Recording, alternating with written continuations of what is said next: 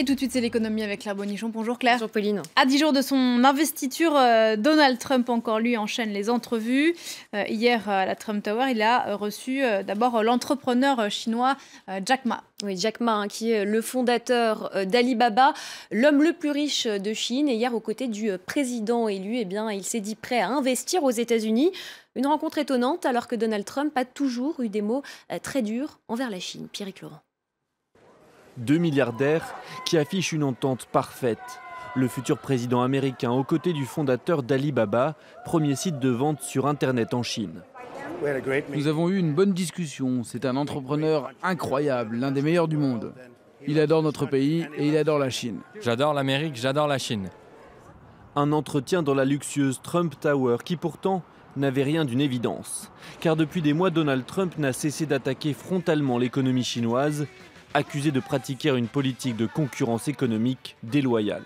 Ils rendent impossible toute concurrence de la part de nos entreprises. Ils pensent que nous sommes gouvernés par une bande d'abrutis. Ce qui se passe en ce moment avec la Chine est incroyable. Le futur président menace même de taxer à 45% les importations chinoises. Mais cette fois, Donald Trump sait qu'il a tout à gagner. Alibaba veut proposer davantage de produits américains aux Chinois. Pour les États-Unis, cela signifie des exportations en hausse et des milliers d'emplois à la clé. Car Alibaba veut d'abord privilégier les petites entreprises. On a surtout parlé des petites entreprises, des jeunes et des produits agricoles américains exportés en Chine. Entre diplomatie et business, le futur président américain apparaît avant tout pragmatique, car sa principale promesse se résume en quelques mots: créer un maximum d'emplois pour les Américains. Et puis un Français a également été reçu hier à New York par Donald Trump. Il s'agit de Bernard Arnault, le patron de LVMH. Il a été le premier patron français à avoir été reçu officiellement. L'homme d'affaires s'est dit lui aussi prêt à investir davantage aux États-Unis. Il a annoncé envisager notamment la construction d'une usine au Texas ou en Caroline, usine destinée à fabriquer des produits Louis Vuitton. Donald Trump qui est au cœur de l'attention des investisseurs en Asie notamment. Oui, les investisseurs qui espèrent beaucoup de la première conférence de presse officielle de Donald Trump qui est prévue demain mercredi. Il parie sur des annonces favorables à la relance. Résultat, Hong Kong est en hausse de 0,52%.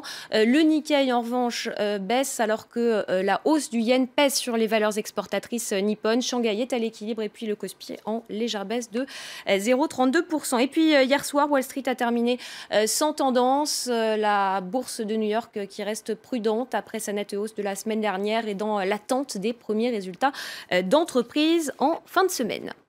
L'actu des entreprises, justement, on y reste. Marissa Mayer va quitter Yahoo après la vente à Verizon. Oui, le groupe Internet américain a confirmé que sa patronne ne resterait pas au conseil d'administration de la société d'investissement qu'il va devenir. Après la vente de son cœur de métier à l'opérateur de télécom Verizon, l'entreprise sera rebaptisée Altaba et réduira la taille de son conseil d'administration à 5 membres. Je rappelle que Verizon avait annoncé l'été dernier son intention de racheter pour près de 5 milliards de dollars une partie de Yahoo.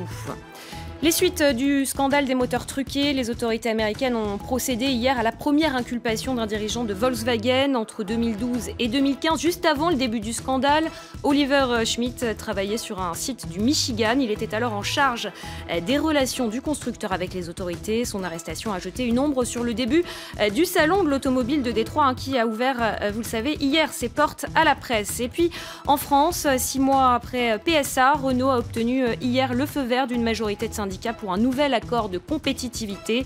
La CFTC a en effet annoncé qu'elle signerait le texte qui avait déjà obtenu l'aval de Force ouvrière et de la CFE-CGC, accord qui succède à celui de 2013 et qui demande plus de flexibilité aux salariés, mais qui garantit un volume d'activité dans les usines. Et puis au Mexique, Claire, le gouvernement a signé un accord pour tenter d'éviter l'inflation sur les prix du carburant. Oui, vous le savez, la hausse de plus de 20% des prix de l'essence a déclenché une vague de protestations à travers tout le pays. Hier encore à Mexico, plusieurs milliers de personnes ont défilé contre cette mesure prise dans le cadre de la dérégulation du secteur de l'énergie. Alors pour calmer le mécontentement populaire, le gouvernement a annoncé la signature d'un accord avec des entreprises, des syndicats et des organisations paysannes afin d'éviter l'augmentation des prix des autres produits de base. Je vous propose d'écouter le président mexicain. C'est un accord avec des engagements concrets qui contribuent à attirer l'attention sur les conséquences de l'ajustement du prix de l'essence. Vous pouvez vous assurer, vous qui êtes chez vous, que nous travaillons pour protéger vos biens, pour protéger votre travail et pour protéger vos revenus. Voilà pour l'écho. Merci beaucoup.